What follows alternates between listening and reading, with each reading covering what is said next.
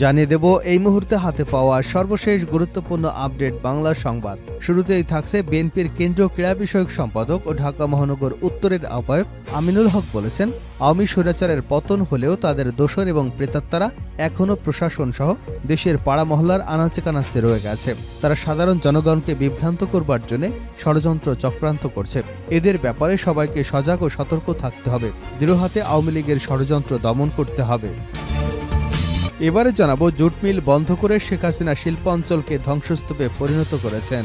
খুলনার খালিশপুরে জুট মিলগুলো বন্ধ করে শেখ হাসিনা শিল্পাঞ্চলকে ধ্বংসস্তূপে পরিণত করেছে বলে মন্তব্য করেছেন বাংলাদেশ জামায়াত ইসলামের সেক্রেটারি জেনারেল অধ্যাপক মিয়া গোলাম পরোয়ার। তিনি বলেন, এই জুট মিলগুলো বন্ধ করে শেখ হাসিনা শ্রমজীবী মানুষের সাথে যে প্রতারণা করেছেন তার জবাব তাকে দিতেই হবে। জানাবো কার পরামর্শে এই দুজনকে উপদেষ্টা পরিষদে নেওয়া হয়েছে। নাগরিক ঐক্যের সভাপতি মাহমুদুর রহমান মান্না বলেছেন, এই সরকারের প্রধান কাজ হচ্ছে গণতন্ত্রের জন্য একটা গ্রহণযোগ্য নির্বাচনের ব্যবস্থা করা। যত তাড়াতাড়ি নির্বাচন দিতে পারবেন চেষ্টা করুন। সংস্কার বলেন যাই বলেন, এই অন্তর্বর্তী সরকার চাপিয়ে দেবার অধিকার রাখে না। ধান্দাবাজ লোকদের আপনি উপদেষ্টা বানাবেন, ধান্দাবাজ লোকদের বড় বড় অফিসারের পদে বসাবেন, সেটা করলে হবে না। এদিকে গণঅভ্যুত্থানে আহতদের আমৃত্যু চিকিৎসা এবং পুনর্বাসনের ব্যবস্থা করা হবে। প্রধান উপদেষ্টার বিশেষ সহকারী ড সাইদুর রহমান বলেছেন, গণঅভ্যুত্থানে আহতদের আমৃত্যু চিকিৎসা এবং পুনর্বাসনের ব্যবস্থা করা হবে। বৃহস্পতিবার বিকেলে সচিবালয় স্বাস্থ্য এবং পরিবার কল্যাণ মন্ত্রণালয়ের সম্মেলন কক্ষে গণঅভ্যুত্থানে আহত একটি প্রতিনিধি দলের সঙ্গে বৈঠক শেষে তিনি একথা বলেন। এবারে থাকছে ভারতীয় ভিসা নিয়ে যা জানালো পররাষ্ট্র মন্ত্রণালয়। পররাষ্ট্র মন্ত্রণালয়ের মুখপাত্র তৌফিক হাসান বলেছেন, ভারতের ভিসা না পাওয়ায় তৃতীয় দেশে ভিসা প্রার্থীরা দিল্লির পরিবর্তে ভিয়েতনাম এবং পাকিস্তান থেকে ভিসা গ্রহণ করতে পারবেন। বৃহস্পতিবার পররাষ্ট্র মন্ত্রণালয়ের নিয়মিত ব্রিফিংয়ে তিনি এসব কথা বলেন। সাবেক প্রধানমন্ত্রী শেখ হাসিনা ভারতে বসে বিভিন্ন বক্তব্য বিবৃতি দিচ্ছেন। সাংবাদিকদের এমন প্রশ্নের জবাবে মুখপাত্র তৌহিদ হাসান বলেন, তিনি ভারতীয় গণমাধ্যমে যেভাবে বক্তব্য বিবৃতি দিচ্ছেন তা পছন্দ করছে না অন্তর্বর্তী সরকার। বাংলাদেশে অসন্তোষ জানানো হয়েছে ভারত সরকারকে। এবং সর্বশেষ জানাবো আন্তর্জাতিক সংবাদ। নাউজুবিল্লাহ, সৌদিতে অর্ধনগ্ন পোশাকে ফ্যাশন শো, মঞ্চ কাঁপালেন জেনিফার লোপেজও। সৌদি আরবের রাজধানীতে হয়ে গেল আধুনিক বিশ্বের মডেলদের অংশগ্রহণে এক ফ্যাশন শো। জমকালো অনুষ্ঠানে সেই মঞ্চে অর্ধনগ্ন পোশাকে হাঁটলেন পশ্চিমা খ্যাতনামা মডেলরা। বিশেষ আকর্ষণ ছিলেন পপ আইকন জেনিফার লোপেজ। আরব নিউজের এক প্রতিবেদনে বলা হয়েছে, বুধবার রাতে রিয়াদে আয়োজন করা হয় লেবানিস আইকন এলিসাবের পেছনের কারিগর প্রাক্তন ফরাসি ভোগ সম্পাদক ক্যারিন রাইটফেল্ড ফ্যাশন শোটি রানওয়ের পরিদর্শনায় ছিলেন। এতক্ষণ শিরোনাম শুনছিলেন, এবার বিস্তারিত। প্রিয় দর্শক, আপনি যদি এই চ্যানেলে নতুন হয়ে থাকেন, ভিডিওটি দেখতে দেখতে চ্যানেলটি সাবস্ক্রাইব করে আমাদের সঙ্গে থাকুন। আর এই ভিডিও সম্পর্কে আপনি আপনার মূল্যবান মতামতটি কমেন্ট বক্সে জানিয়ে দিন। আর হ্যাঁ প্রিয় দর্শক, জানিয়ে দিন ভিডিওটি কোথা থেকে দেখছেন। আওয়ামী লীগের ষড়যন্ত্র দৃঢ় হাতে দমন করতে হবে আমিনুল হক। বিএনপির কেন্দ্রীয় ক্রীড়া বিষয়ক সম্পাদক ও ঢাকা মহানগর উত্তরের আহ্বায়ক আমিনুল হক বলেছেন, আওয়ামী স্বৈরাচারের পতন হলেও তাদের দোসর এবং প্রেতাত্মারা এখনও প্রশাসন সহ দেশের পাড়া মহল্লায় আনাচে কানাচে রয়ে গেছে। তারা সাধারণ জনগণকে বিভ্রান্ত করবার জন্য ষড়যন্ত্র চক্রান্ত করছে। এদের ব্যাপারে সবাইকে সজাগ সতর্ক থাকতে হবে। দৃঢ় হাতে আওয়ামী লীগের ষড়যন্ত্র দমন করতে হবে। বৃহস্পতিবার দুপুরে বিশ্ব ডায়াবেটিস দিবস উপলক্ষে রাজধানীর পল্লবী রূপনগরে 7টি ওয়ার্ডে ফ্রি হেলথ স্ক্রিনিং কর্মসূচির উদ্বোধনকালে প্রধান অতিথির বক্তব্যে তিনি এসব কথা বলেন। আমিনুল হক বলেন, যে দলের প্রধান নেতা শেখ হাসিনা তার কর্মীদেরকে রেখে পালিয়ে যায়, সে দলকে ভয় পাওয়ার কোনো কারণ নেই। ওরা নিজেরাই ভীত, কারণ ওরা অন্যায়কারী, অত্যাচারী, স্বৈরাচার। তিনি বলেন, গত 1.5 দশকে আওয়ামী লীগ যা করেছে বিএনপি ঠিক তার বিপরীত করবে। আওয়ামী লীগ এদেশের জনগণের উপর জুলুম, অত্যাচার, নির্যাতন, নিপীড়ন চালিয়েছে, কিন্তু আমরা দেশের জনগণের পাশে থেকে জনগণের জন্য শতভাগ কাজ করে একটা সুন্দর সমাজ গড়তে চাই। বিএনপির এই নেতা বলেন, তারা ক্ষমতায় গেলে ডায়াবেটিস প্রতিরোধে প্রত্যেক এলাকায় খেলার মাঠ সহ হাঁটা চলার জন্য ওয়ার্কিং পথ তৈরি করবে এবং পার্কের ভেতরে পার্কিং ব্যবস্থাও করা হবে। একটা সুন্দর সমাজ গড়ার লক্ষ্যে যা যা করণীয় সবই করবে বিএনপি। জুট মিল বন্ধ করে শেখ হাসিনা শিল্পাঞ্চলকে ধ্বংসস্তূপে পরিণত করেছেন। খুলনার খালিশপুরের জুট মিলগুলো বন্ধ করে শেখ হাসিনা শিল্পাঞ্চলগুলোকে ধ্বংসস্তূপে পরিণত করেছে বলে মন্তব্য করেছেন বাংলাদেশ জামায়াত ইসলামের সেক্রেটারি জেনারেল অধ্যাপক মিয়া গোলাম পরোয়ার। তিনি বলেন, এই জুট মিলগুলো বন্ধ করে শেখ হাসিনা শ্রমজীবী মানুষের সাথে যে প্রতারণা করেছে তার জবাব তাকে দিতে হবে। বৃহস্পতিবার বিকেলে নগরীর খালিশপুরস্থ বিআইডিসি রোডস্থ শ্রমিক কল্যাণ কর্পোরেশনের কার্যালয়ের সামনে অনুষ্ঠিত শ্রমিক সমাবেশে প্রধান অতিথির বক্তব্যে এসব কথা বলেন তিনি। গোলাম পরোয়ার বলেন, খালিশপুরের শ্রমিক জনতাই শেখ হাসিনার বিচার করবেন। শ্রমিকের মুখের খাবার কেড়ে নিয়ে তিনি প্রমাণ করেছেন তিনি শ্রমিক বান্ধব নন।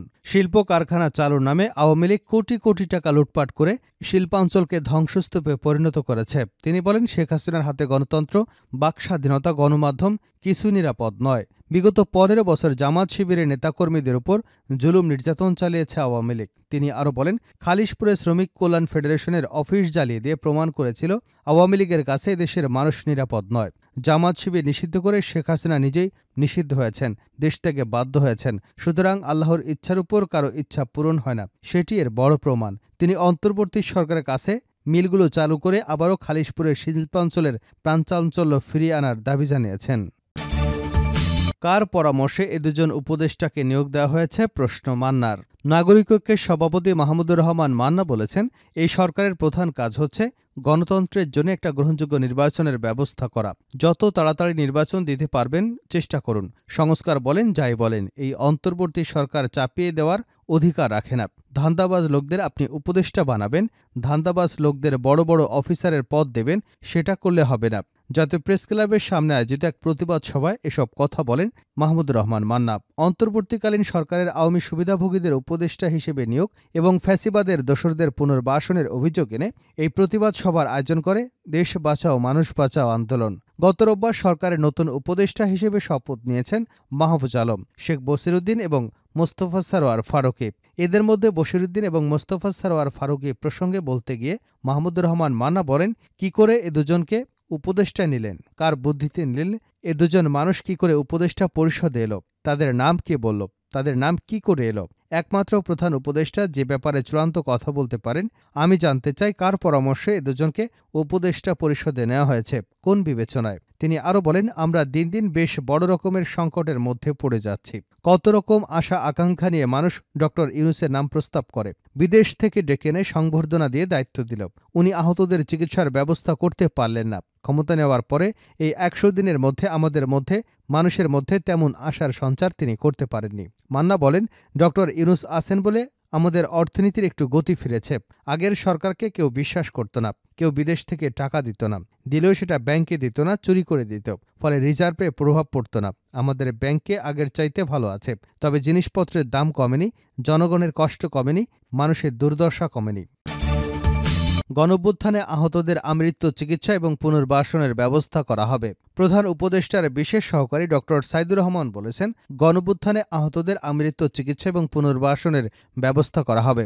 বৃহস্পতিবার বিকেলে সচিবালয় স্বাস্থ্য ও পরিবার কল্যাণ মন্ত্রণালয় সম্মেলন কক্ষে গণঅভ্যুত্থানে আহত একটি প্রতিনিধি দলের সঙ্গে বৈঠক শেষে তিনি একথা বলেন।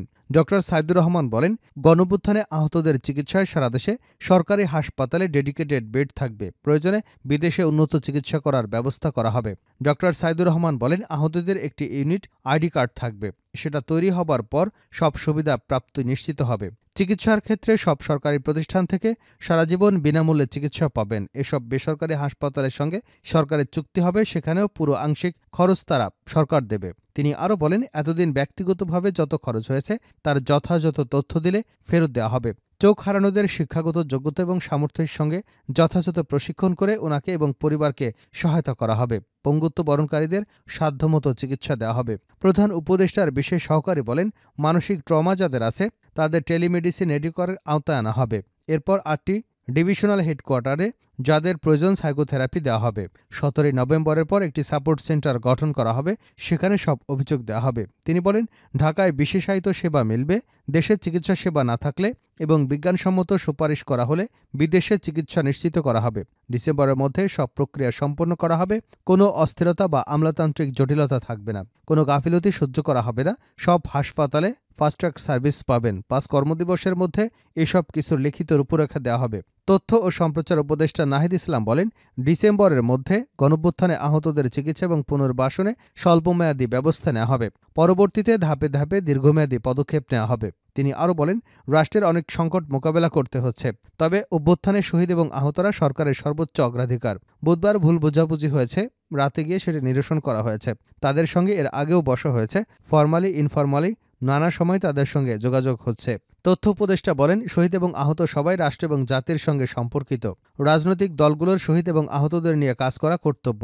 সবাই মিলে এ জাতীয় কর্তব্যে অবহেলা না করে এই সরকারি আহত শহীদ পরিবারের সর্বোচ্চ সুযোগ সুবিধা নিশ্চিত করতে পারবে, এ বিশ্বাস তাদেরও আছে।